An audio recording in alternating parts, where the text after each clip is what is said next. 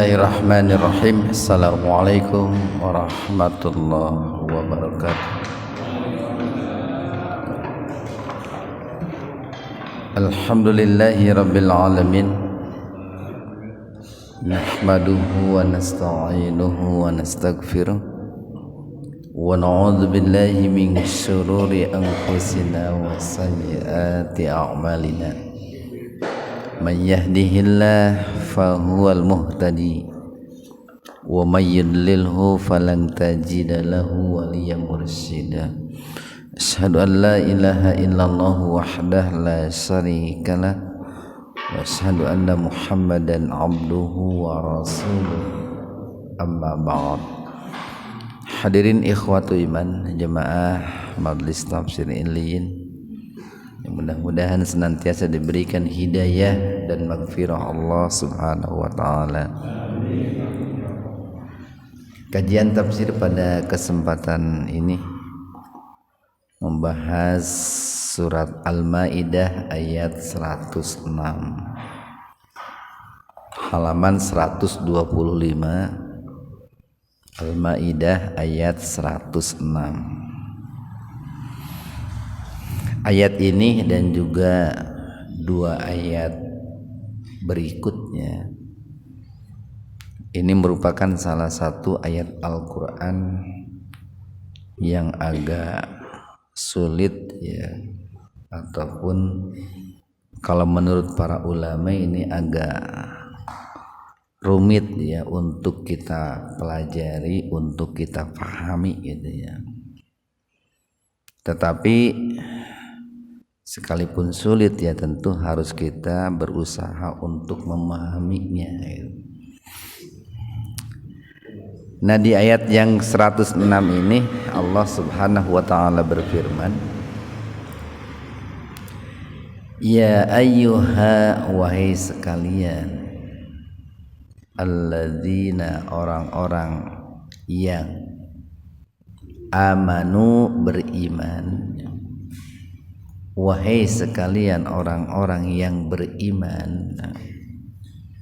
Ini kalau kita menerjemahkannya secara berurutan sesuai dengan urutan redaksi ayat ini agak berat.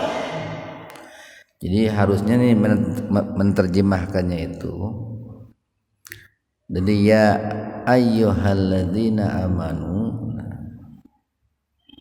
Nah terus ke tengah tuh Pak, di tengah-tengah itu ada in antum darabtum fil ardi, itu baris ketiga tuh, baris ketiga di tengah-tengah di ayat 106 ini.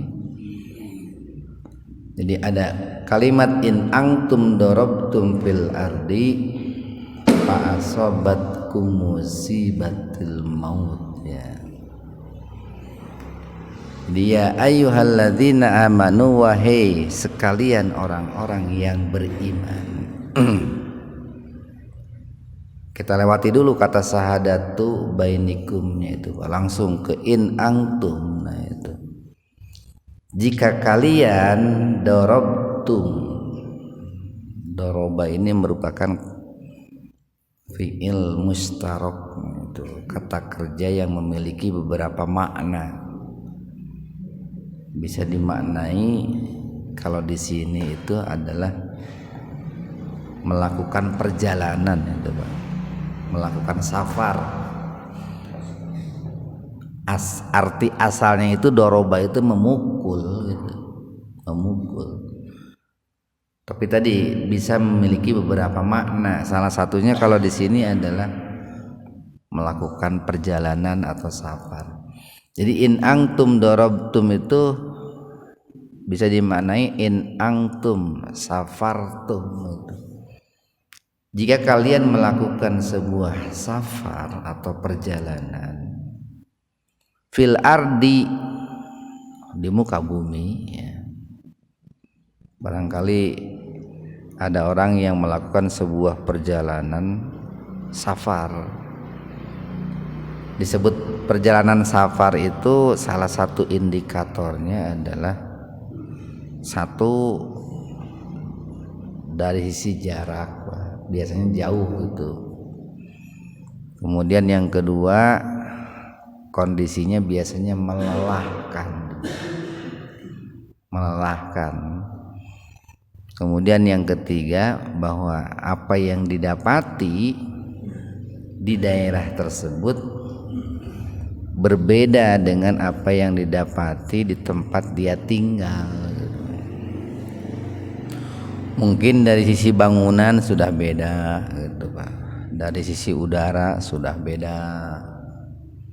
Dari sisi pemandangan juga sudah beda. Nah, gitu, Pak. Itu ciri-ciri safar itu seperti itu, Pak. Bapak pergi dari GBI ke Ciwidey kan sudah beda, Pak tuh. Kondisi Ciwidey dengan GBI sudah beda. Tapi lamun Bapak pergi dari GBI ke Kordon, nah hampir sarua di Kordon Bapak. Gitu ke udara, nah gitu kene gitu. Di sekitarnya juga gitu kene. Nah jadi ciri-ciri safar seperti itu. Jadi in antum darabtum fil ardi, nah jika kalian itu melakukan sebuah perjalanan safar di bumi ini, fasobatkum musibah, fasobatkum, fa lalu asobat itu mengenai, menimpa, kum kalian, musibatul maut, musibah yang merenggut nyawa, musibah yang menghantarkan kepada kematian. Itu mungkin terjadi katakanlah kecelakaan lalu lintas itu, Pak ya, atau barangkali ada sesuatu yang mengagetkan lalu terjadi serangan jantung itu, Pak ya, atau apapun lah, yang penting musibah yang terjadi itu adalah musibah yang berpotensi menjadikan yang bersangkutan itu menghadapi kematian gitu. Jadi musibahnya musibah biasa gitu, musibah lain, bukan musibah biasa, tapi musibah yang luar biasa gitu.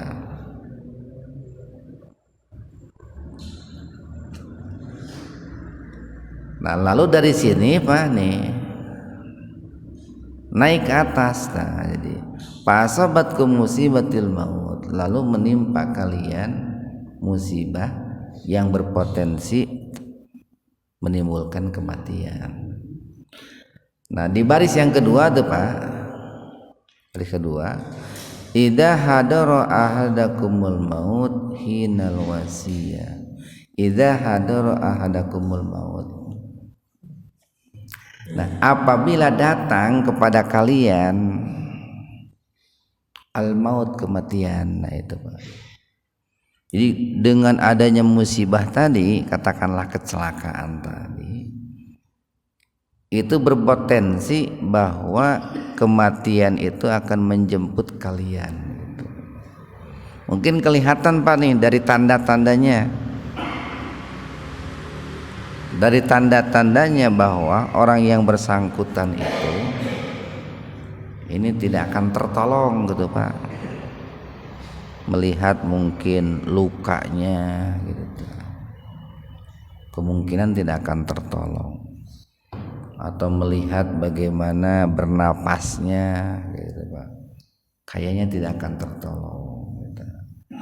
Nah dalam kondisi seperti itu, maka di sini itu adalah syahadatu bainikum itu Pak.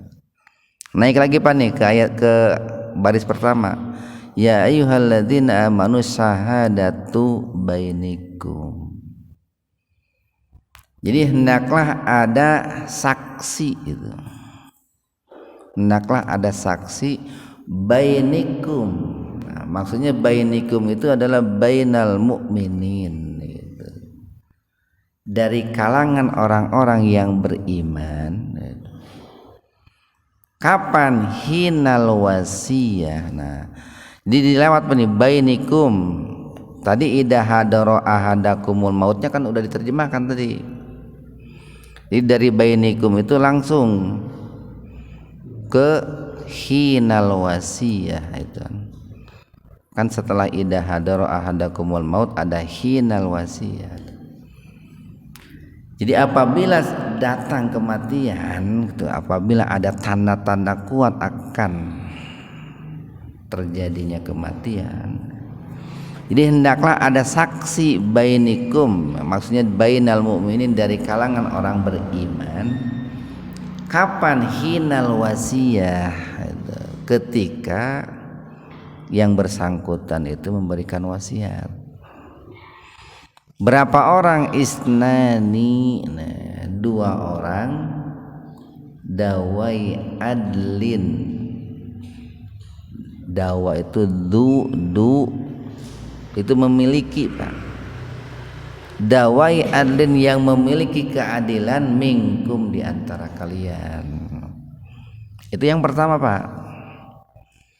Jadi begini nih, ini terkait dengan ayat ini kan dikisahkan begini. Dahulu ada 2 orang Nasrani itu, Pak, 2 orang Nasrani, yang mana 2 orang Nasrani ini punya profesi berniaga, berdagang.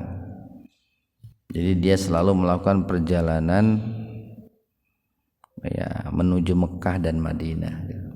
Perniagaannya itu ke situlah. Lalu kemudian di samping 2 orang Nasrani tadi itu ada 1 orang dari kalangan orang Quraisy itu, Pak. Dari kalangan orang Quraisy yang dia seorang muslim. Dikatakan ini dari Bani Sam gitu, dari Bani Sam. Nah, di perjalanan terjadi kecelakaan, Pak, yang mengakibatkan 1 orang muslim dari orang Quraisy itu mengalami luka berat lah, dan sangat berpotensi tidak tertolong gitu. Nah, tetapi di samping 2 orang ini, di samping seorang muslim dari kalangan orang Quraisy tadi, itu ada 2 orang Nasrani. Dia kan otomatis dia orang kafir, Pak, bukan orang muslim. Nah, pada saat itu seorang muslim dari orang Quraisy, dari Bani Sam itu hendak berwasiat, yang tentu kan wasiat ini harus disampaikan kepada keluarganya gitu, Pak. Tapi yang ada di situ 2 orang kafir gitu.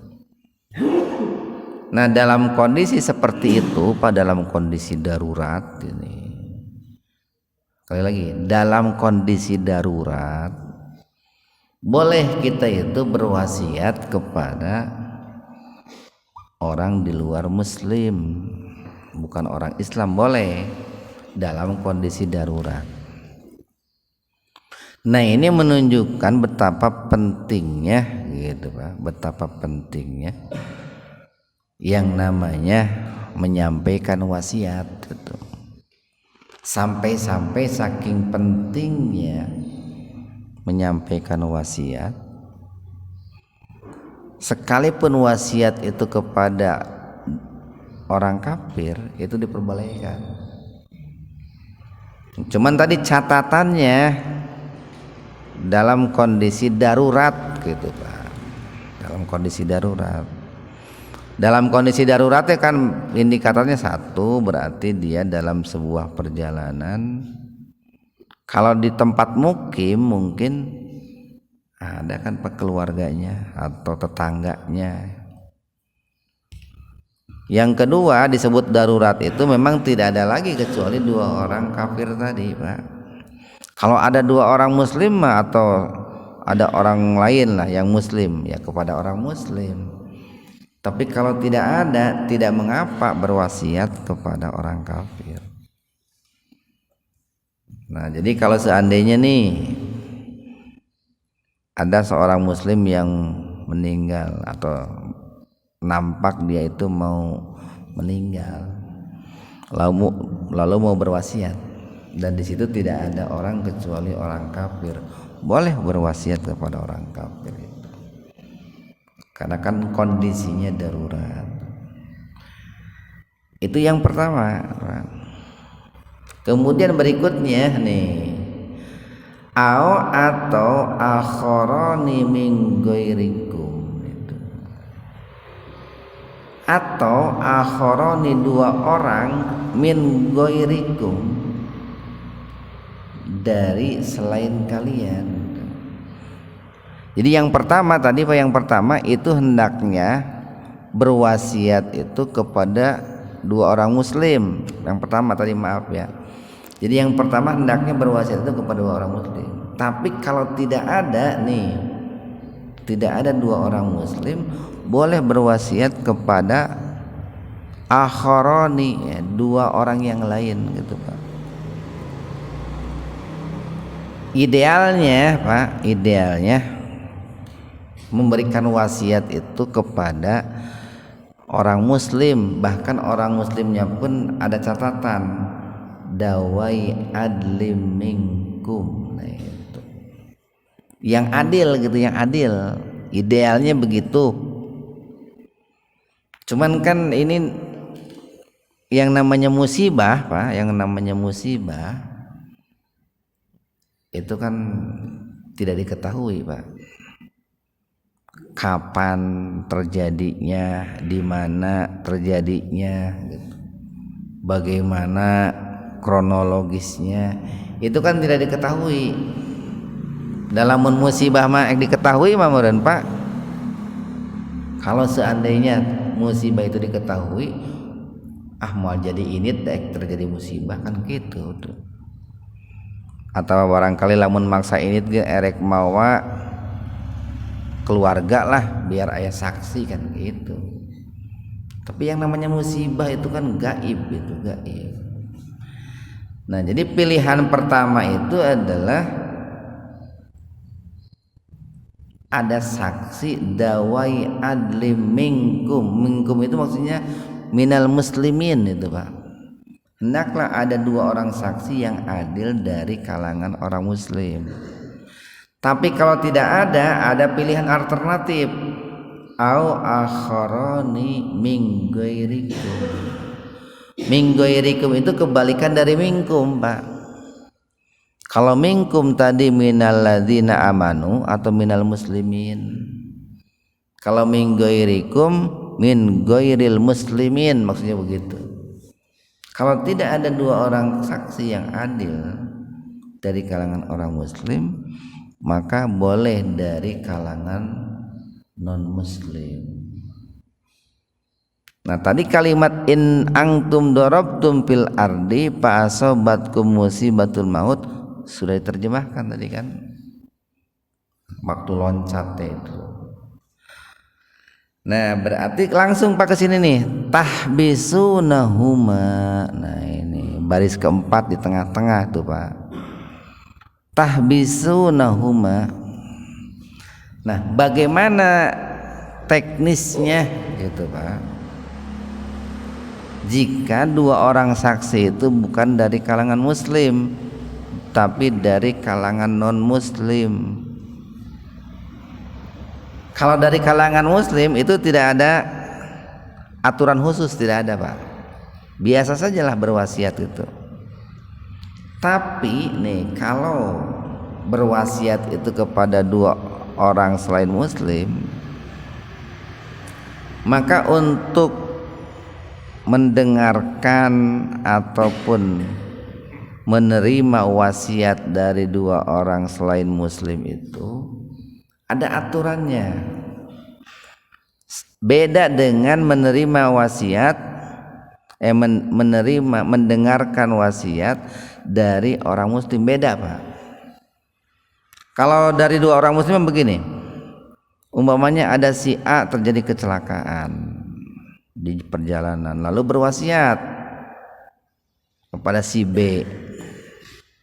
Si B datang kepada keluarganya si D lah itu si D. Langsung saja menyampaikan tuh isi wasiatnya. Tadi Bapak A gitu, itu betul Bapak Anda gitu. Betul gitu. Tadi saya melakukan perjalanan bareng satu bis sama beliau. Terjadi kecelakaan. Nah, beliau tidak tertolong gitu. Cuman beliau itu berwasiat ke saya ya, dan saya diminta untuk menyampaikan kepada keluarganya, yaitu kepada si B tadi. Nah, maka kepada si D. Ini kan yang menerima wasiatnya si B. Si B ini diminta untuk menyampaikan wasiat oleh si A kepada si D. Nah, ketika menyampaikan itu tinggal menyampaikan saja, Pak. Tidak ada aturan khusus gitu, Pak. Tapi kalau yang menyampaikannya itu orang kafir gitu. Karena tadi yang meninggalnya itu berwasiat kepada orang kafir, pada saat menyampaikan itu ada aturan khusus. Ada teknis khusus. Bagaimana teknis khususnya itu? Nah, di ayat ini 106 baris yang keempat tengah-tengah tuh ada kata tahbisunahuma itu.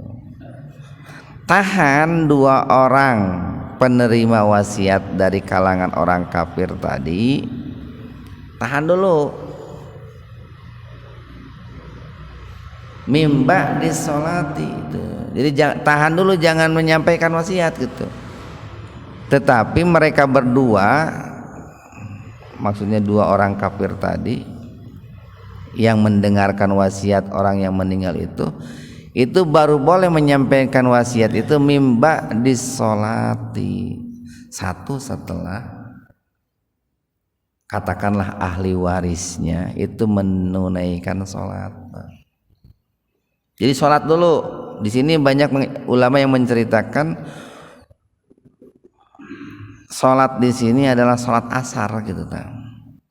Karena pada waktu itu dua orang kafir Nasrani tadi yang menerima titipan wasiat dari orang Quraisy yang meninggal itu datangnya kepada keluarga mayit itu menjelang sholat asar gitu. Jangan dulu didengarkan atau jangan dulu diminta memberikan kesaksian, tapi tahan dulu sampai kamu itu mendirikan sholat. Nah, cuman para ulama mengatakan tidak mesti menunggu sholat asar, tapi sholat apa saja gitu tak. Yang penting ulama mengatakan ada yang penting sholat 5 waktu.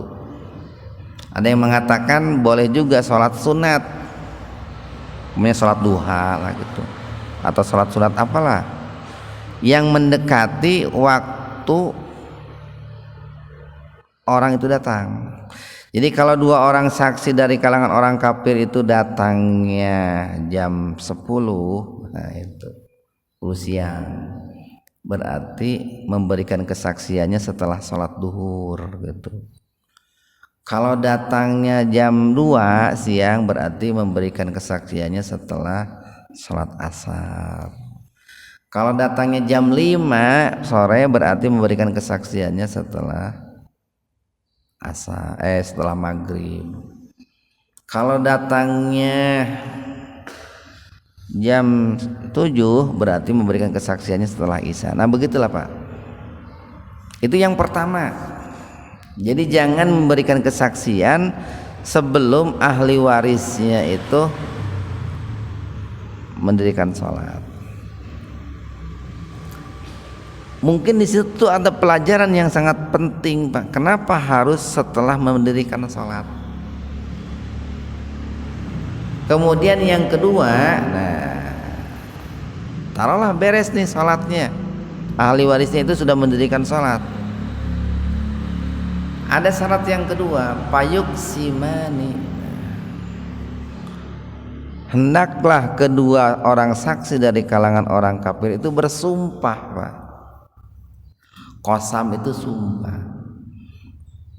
Kalau yang bersumpahnya seorang yuksimu, tapi dikarenakan di sini yang bersumpahnya dua orang berarti yuksimani, maka dua orang kafir tadi itu hendaklah bersumpah billahi dengan nama Allah. Inirtabtum, jika kalian ragu terhadap mereka. Kenapa kok di sini itu kok billahi gitu? Ya karena orang Nasrani juga percaya sama Allah itu Pak. Cuman mereka mensekutukan Allah kan begitu. Jadi hendaklah mereka dua orang Nasrani tadi nih itu bersumpah dengan nama Allah ketika mau menyampaikan isi wasiatnya gitu Pak. Sumpah. Jadi satu dirikan dulu sholat nih, keluarga, bukan yang memberikan kesaksian yang sholatnya, bukan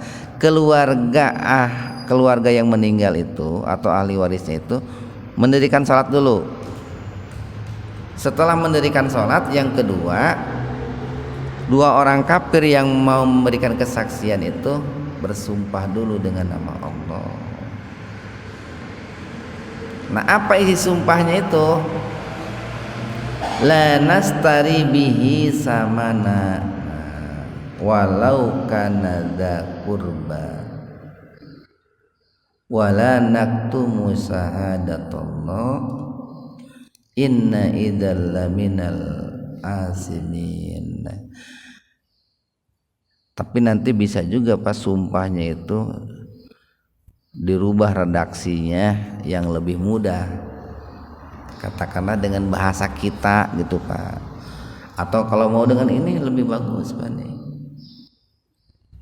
padahal dengan ini mengerti kita ya dengan bahasa kita saja Pak. Yang penting kan di situ sumpah itu memberikan sebuah penguatan bahwa dia itu akan jujur, tidak akan berbohong gitu. Jadi isi sumpahnya begini nih, la nastari bihi samana, kami tidak akan menjual kesaksian ini dengan harga yang murah gitu Pak. Kan biasanya begini Pak, orang yang memberikan kesaksian dia tidak jujur itu karena ingin mendapatkan keuntungan, ingin mendapatkan harta, katakanlah ingin mendapatkan harga yang sangat murah dibanding pahala kan itu. Gara-gara dia ingin harta, akhirnya dia memanipulasi kesaksian itu. Nah, itu yang disebut dengan menjual dengan harga yang sangat murah itu. Jadi dia bersumpah, kami tidak akan bersumpah dengan cara menjual belikan sumpah dengan harga yang sangat murah. Walau kana dza qurba, sekalipun kepada karib kerabat kami gitu. Kami akan jujur gitu Pak. Jangankan kepada orang lain, sekalipun berkaitan dengan karib kerabat kami ya, kami tidak akan memenangkan karib kerabat kami dan mendolimi yang lain gitu Pak. Kan kadang begini Pak, ada orang itu tidak jujur dengan sumpahnya demi menyelamatkan atau membela, memenangkan keluarganya kan begitu. Lalu orang lain dizalimi, ada yang begitu. Wala naktumu, dan kami tidak akan menyembunyikan syahadatullah, kesaksian karena Allah. Inna, sesungguhnya, idzan, kalau begitu, sesungguhnya kami gitu Pak, jika bersaksi dengan bohong gitu, sesungguhnya jika kami menyembunyikan kesaksian yang benar, idan, pastilah, laminal asimin, kami ini termasuk dari orang-orang yang berdosa. Nah itu adalah isi persaksiannya Pak. Kalau yang memberikan kesaksian terkait wasiat orang yang meninggal itu adalah orang kafir, Kalau dia seorang muslim tidak mesti seperti itu gitu. Nah ini kan menunjukkan betapa mulianya orang muslim itu Pak, sehingga kesaksiannya untuk diterima itu tidak berbelit-belit gitu. Kemudian ayat berikutnya nih, fa'in usiro. Nah fa'in usiro itu fa'in ulima, dan jika diketahui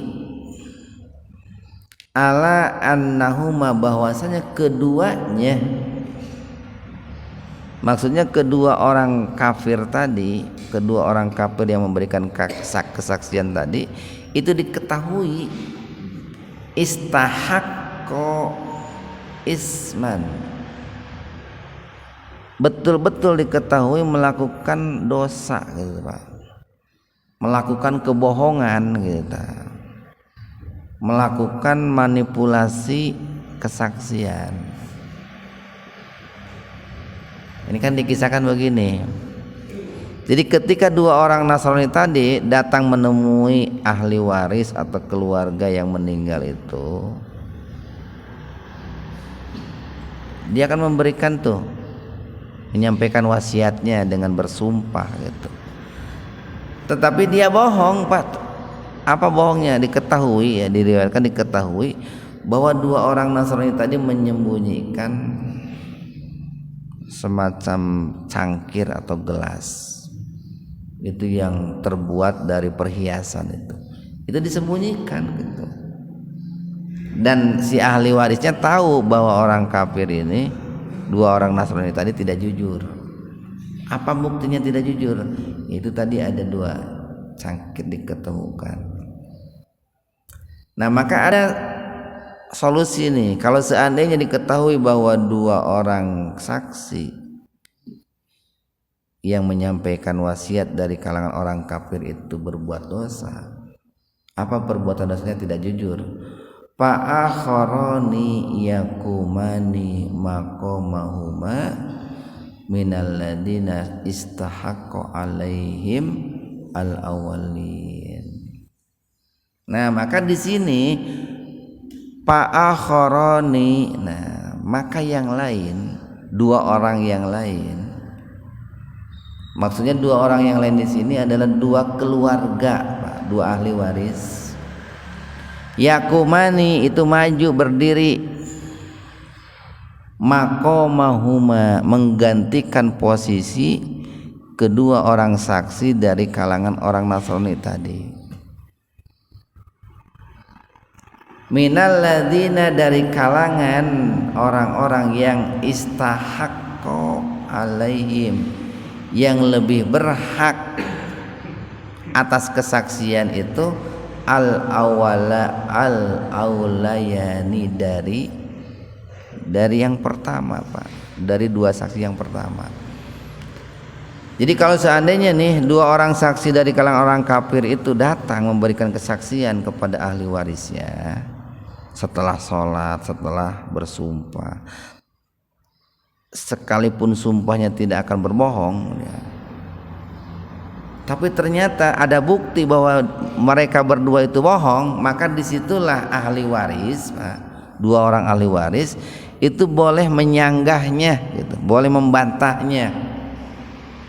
Wah kalian ini bohong gitu, kalian menyampaikan wasiat dengan palsu gitu, kalian memberikan kesaksian dengan palsu.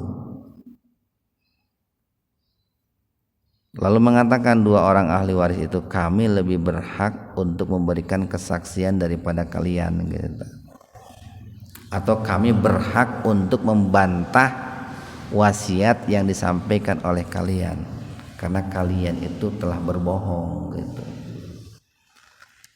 Nah baru di sini ada aturan nih Pak nih,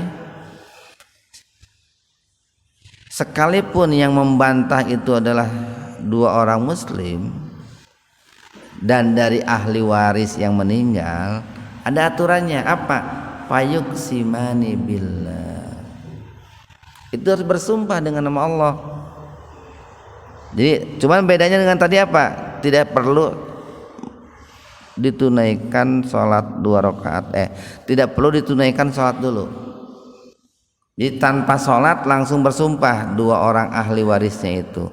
Fayuqsimani billah, maka kedua ahli waris tadi itu bersumpah dengan nama Allah. La sahadatuna ahaqqu min sahadatihima. Isi sumpahnya itu begini nih, kata dua orang ahli waris itu, kesaksian kami ini lebih benar gitu, atau lebih pantas gitu, atau lebih bisa dipercaya daripada kesaksian dua orang ini. Nah, itu pernyataan dua saksi dari keluarga ahli waris, di mana pernyataan kesaksiannya itu membantah dari kesaksian dua orang saksi dari kalangan orang Nasrani. Jadi dia bersumpah nih, sekalipun ahli waris, kami bersumpah bersaksi bahwa kesaksian kami ini lebih benar gitu. Kemudian isi sumpah yang kedua, wa ma'tadaina, dan kami tidak akan melampaui batas. Yang isi sumpah yang ketiga, inna idzal minad dzalimin, seandainya kami ini melampaui batas, maka kami akan termasuk orang-orang yang zalim. Nah, bagaimana nih dari dua kesaksian tadi? Diukur nih, ditimbang nih oleh agama itu Pak, oleh Al-Quran itu, diberitahu kepada kita mana yang lebih berhak untuk diterima. Di ayat 108 dijelaskan nih, dalika, yang demikian itu, adana, lebih dekat. Maksudnya dalika di sini adalah kesaksian dua orang muslim dari kalangan ahli waris setelah dia bersumpah bahwa mereka bersumpah bahwa mereka akan memberikan kesaksian dengan benar, itu lebih dekat Pak, lebih dekat kepada kebenaran bila dibanding dengan kesaksian dua orang Nasrani tadi. Kalau kedua orang Nasrani itu memang ada bukti bahwa mereka berdua itu berbohong. Dzalika adna, yang demikian lebih dekat, ayatu bisahadah ala wajhiha, yaitu lebih dekat, maksudnya lebih mendekati kebenaran. Ayatu bisahadah gitu, atas pemberian kesaksiannya, ala wajhiha gitu. Ala wajhiha itu maksudnya ala haqqiha gitu. Kesaksian dua orang ahli waris yang muslim tadi setelah mereka bersumpah dengan nama Allah itu lebih dekat terhadap kebenaran. Au yakhafu an turaddada aymanu ba'da aymanihim, atau nih kesaksian dua orang saksi yang muslim tadi itu bisa membantah kesaksian dua orang Nasrani tadi Pak. Jadi dengan adanya kesaksian dua orang ahli waris yang muslim, lalu mereka bersumpah dengan nama Allah pada saat bersaksinya, itu bisa membantah kesaksian dua orang Nasrani tadi itu. Wattaqullah, dan bertakwalah kepada Allah, wasma'u, dan dengarlah oleh kalian. Wallahu, dan Allah itu la yahdi, tidak akan memberikan hidayah, petunjuk, al-qaumal fasikin, terhadap orang-orang yang fasik. Nah, tiga ayat ini Pak nih, kalau dibaca dalam terjemahannya mungkin akan sedikit mumet gitu Pak, memahami tiga ayat ini. Dan memang itu diakui oleh para ahli tafsir, oleh para ulama pun, untuk memahami tiga ayat ini agak berat gitu, agak berat Pak. Jadi harus memahaminya itu secara perlahan gitu Pak. Nah, cuman kalau kita sederhanakan nih Pak, kalau kita sederhanakan dari ketiga ayat ini begini. Pertama dianjurkan Pak, bahwa ketika orang itu akan meninggal dunia itu berwasiat Pak. Dianjurkan berwasiat. Wasiat itu ada wasiat secara hakiki, ada wasiat secara maknawi. Kalau wasiat secara hakiki itu biasanya berkaitan dengan harta benda gitu. Kalau secara maknawi ya wasiat itu kan umpamanya nasihat, pesan-pesan gitu Pak, untuk ahli waris. Kemudian yang kedua, ketika berwasiat itu otomatis kan harus ada yang menerima wasiat gitu Pak, atau ada orang yang menyaksikan ketika sakaratul maut untuk menerima wasiat. Nah, idealnya berwasiat itu kepada orang muslim Pak. Kepada orang muslim, 2 orang kalau ada gitu.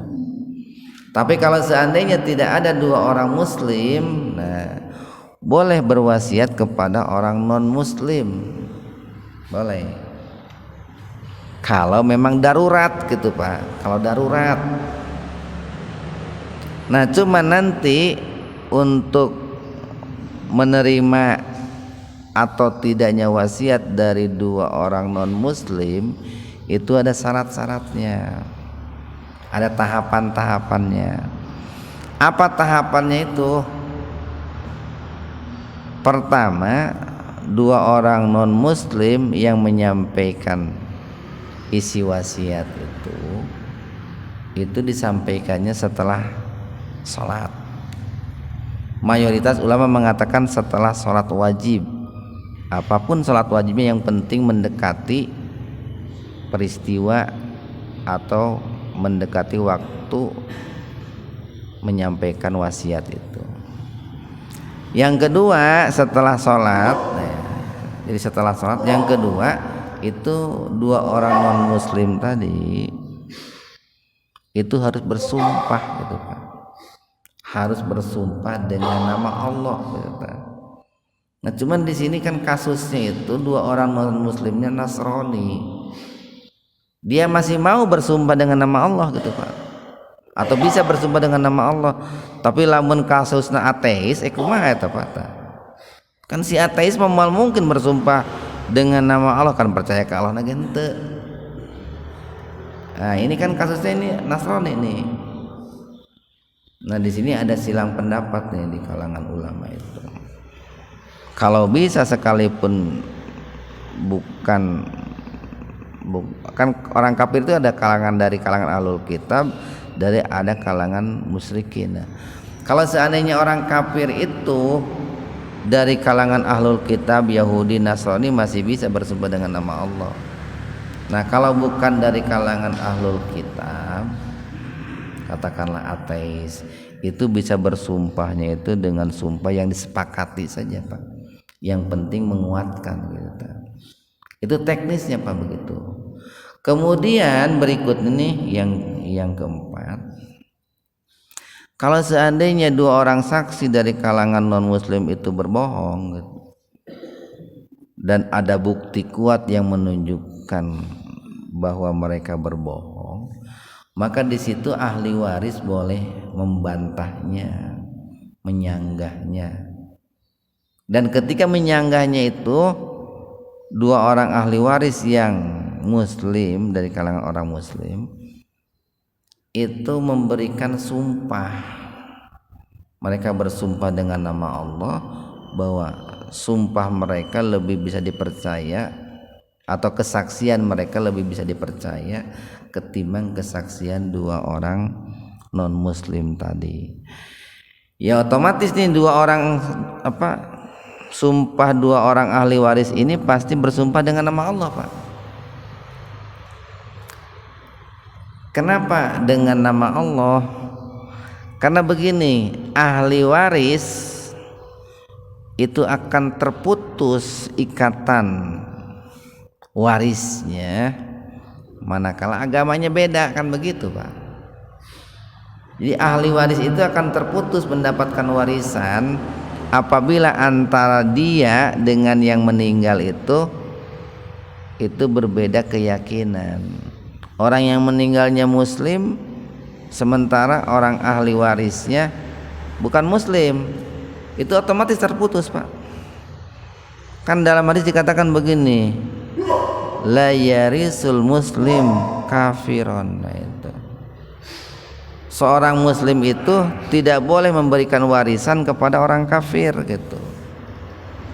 Bapaknya muslim, ibunya muslim, anaknya kafir, ini anaknya nggak dapat warisan ini Pak, nggak boleh itu. Jadi dengan berbeda agama warisan itu terputus terputus. Jadi syarat mendapatkan warisan itu dua Pak, dua syarat orang mendapatkan warisan. Satu, ada hubungan darah. Yang kedua,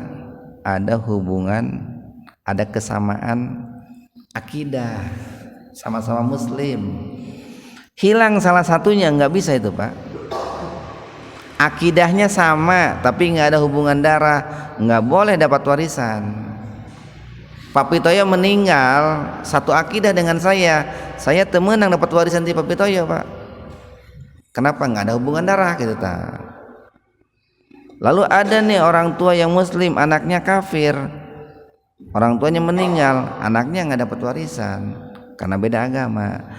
Jadi dua syarat tadi, hubungan darah sama hubungan akidah, itu dua syarat yang tidak bisa dipisahkan untuk terjadinya saling mewarisi itu Pak. Nah mudah-mudahan ada manfaatnya untuk kita semua. Subhanakallahumma wa bihamdika asyhadu an la ilaha illa anta astaghfiruka wa atubu ilaik. Assalamualaikum warahmatullahi wabarakatuh.